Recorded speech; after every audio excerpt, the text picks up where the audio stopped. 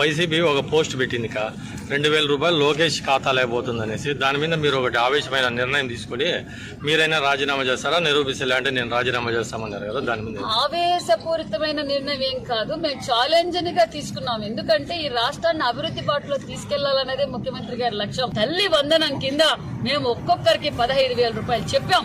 13,000 రూపాయలు పిల్లలకి ఇస్తున్నాం. తల్లి వందన తల్లి అకౌంట్ లో పడుతుంది. 2,000 పాఠశాల అభివృద్ధికి పడుతుందని క్లియర్ గా పేపర్ స్టేట్మెంట్లు ఇచ్చాం. మరి జగన్మోహన్ రెడ్డి గారికి అది కనిపించడం లేదా? ఏదో ఒకటి డైవర్ట్ చేయాలి, డైవర్ట్ చేసి ప్రజలు డైవర్ట్ చేయాలి. అందుకే జగన్మోహన్ రెడ్డి డైవర్షన్ పాలిటిక్స్ చూసే ప్రజలే జగన్మోహన్ రెడ్డి గారు డైవర్షన్ చేసి ప్రతిపక్ష హోదా కూడా ఇవ్వకుండా ప్రజలు బుద్ధి చెప్పారు. ఇంకా జగన్మోహన్ రెడ్డి గారు ఇలా మాట్లాడుతూ ఉంటే ఎందుకు సహిస్తాం? ధైర్యం దమ్ము ఉంటే మరొకసారి కూడా నేను ఛాలెంజ్ చేస్తున్నా.